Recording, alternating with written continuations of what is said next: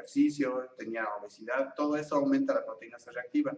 Aquí lo importante de esta plática, que creo que nos ayuda a todos y más trabajando en un instituto que no contamos con muchas cosas, es que siempre se tome un valor previo a la cirugía y un valor postquirúrgico. Así el valor previo nos puede decir el estándar que tiene el paciente de proteína C reactiva y cuánto maneja él, y en el postquirúrgico podemos ver qué tanto se está elevando y entonces sí nos puede hablar de una infección periprotésica.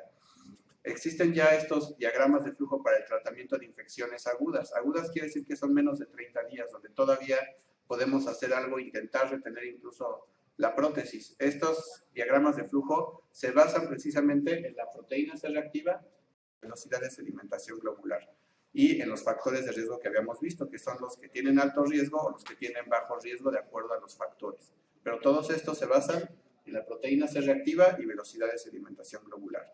Ahora, ¿es útil cultivar el líquido de la secreción? Sí, es muy útil siempre y cuando no tenga el paciente antibiótico durante 2 semanas. O sea, si nosotros tomamos un cultivo de una secreción y ya le habíamos dejado al paciente desde el posquirúrgico antibiótico, van a ser poco fidedignos y nos van a estar saliendo cultivos de diferentes cepas. Entonces, iniciamos un antibiótico para una cepa, le volvemos a tomar cultivo a los 10 días y ahora tiene otra, entonces cambiamos el antibiótico y entonces ahí ya se hace realmente un tratamiento muy mal realizado por no tener un cultivo específico. Lo ideal es no tener antibiótico durante 10 a 15 días y entonces sí tomar un cultivo que va a ser más específico y más fidedigno. Aquí lo relevante en los implantes es el biofilm. El biofilm es la capa protectora que tienen las bacterias para protegerse y para poder generar una colonia que pueda eventualmente atacar. Entonces el biofilm es esa capa que tienen estas bacterias. Las bacterias se unen a la prótesis o a los implantes. Las prótesis, como habíamos visto ahora, tienen cubrimientos que son para la mejor implantación y ahí es donde se almacena el biofilm. Entonces van a estar las bacterias ahí, se recubren con el biofilm, tienen una infección subaguda que no se puede diagnosticar porque aún no están activas y empiezan las bacterias a formar el fenómeno de quorum sensing. Este fenómeno de quorum sensing es el medio de comunicación que tienen las bacterias para saber cuándo tienen una colonia suficientemente grande para activar la infección. Entonces, se considera que este dato, 10 a la 5, es cuando las bacterias inician el momento de ataque, ya que tienen una colonia suficientemente grande, entonces es cuando se expresan y es cuando vamos a tener datos clínicos que pueden ser muy tardíos, y es cuando ya es demasiado tarde como para preservar una prótesis o un implante, y a fuerza vamos a tener que recambiarlo.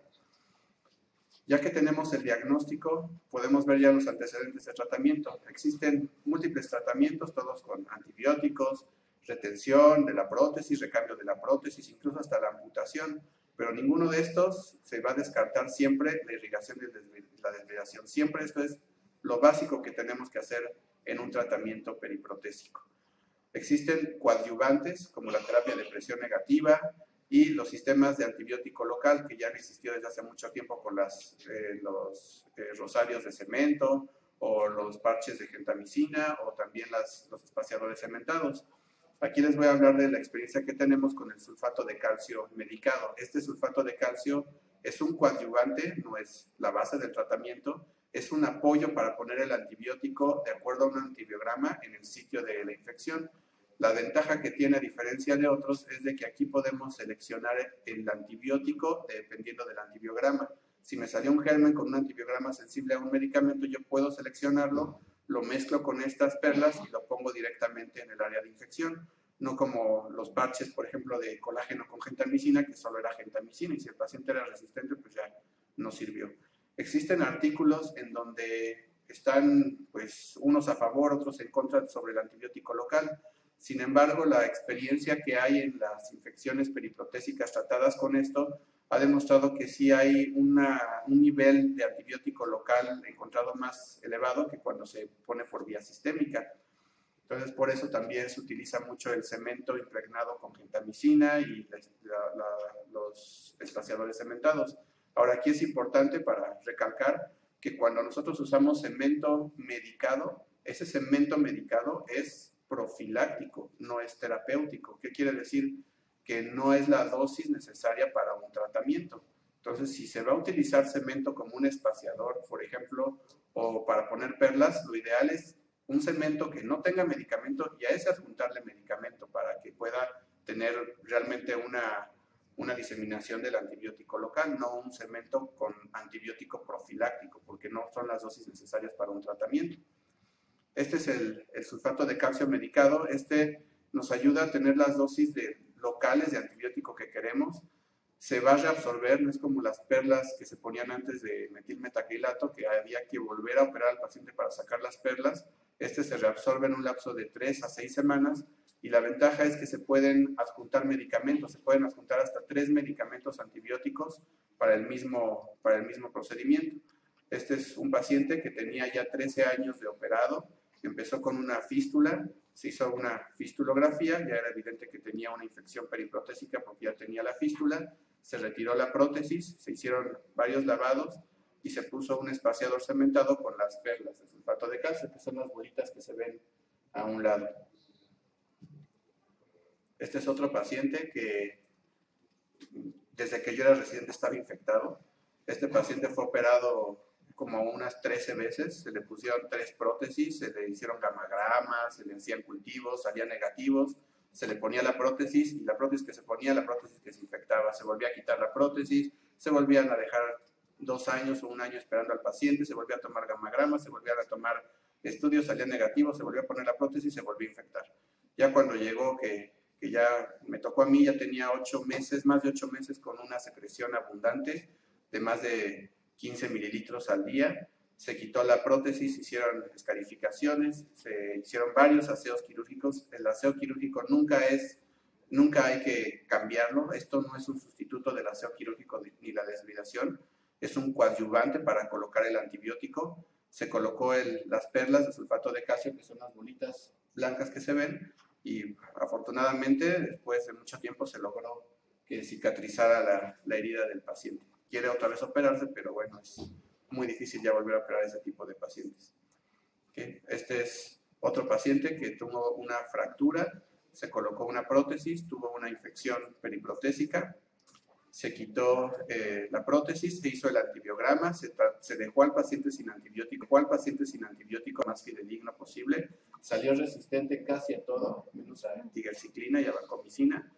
Se hizo la mezcla con los 2 antibióticos en el quirófano. Aquí lo ideal es siempre empezar a hacer la mezcla de este sulfato de calcio al inicio de la cirugía, cuando se está haciendo el lavado y la desbridación, porque tarda tiempo en secar y se tiene que obtener seco para que tenga la función que necesitamos, para que dure las 3 a 6 semanas liberando el antibiótico. Se hace la desbridación mientras se está preparando este implante. Entonces viene el sulfato de calcio en un polvito, se disuelve el polvo con la dosis de medicamento, se pone en una plantilla para que se obtengan perlas, pueden ser pequeñas o pueden ser grandes, del otro lado son más grandes las perlas. Se tiene que dejar secar, en este caso la tigerciclina tarda en secar con esta mezcla 50 minutos, entonces por eso se tiene que empezar inmediatamente que se empieza la cirugía a hacer la mezcla.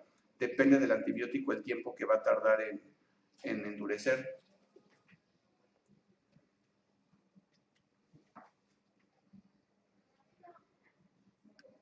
Entonces ya se le puede poner P.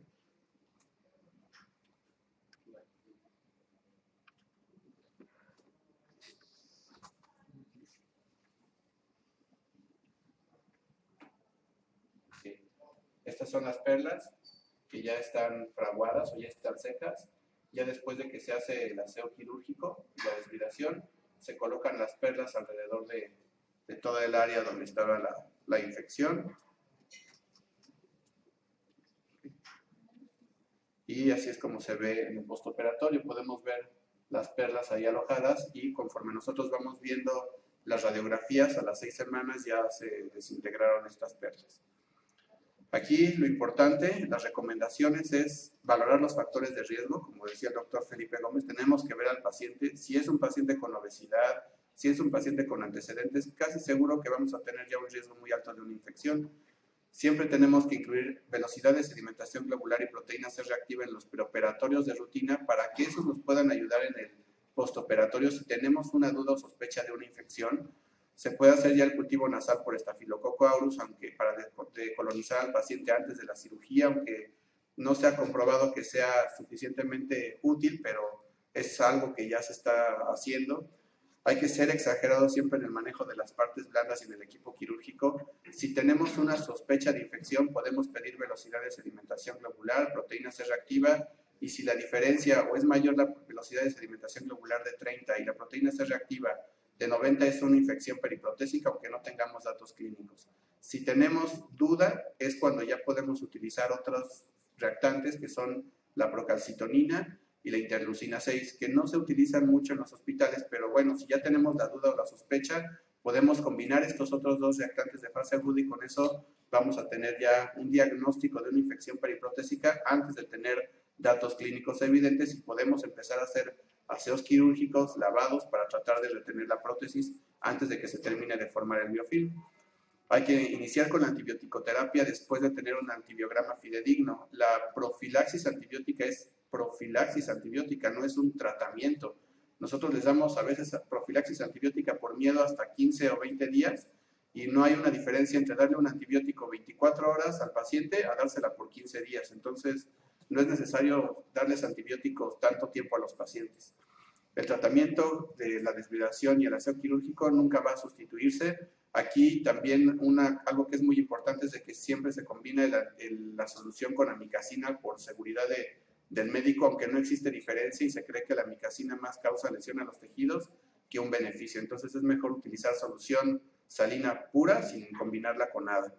Y la antibióticoterapia, que puede ser IV y se puede combinar con sulfato de calcio medicado. Gracias.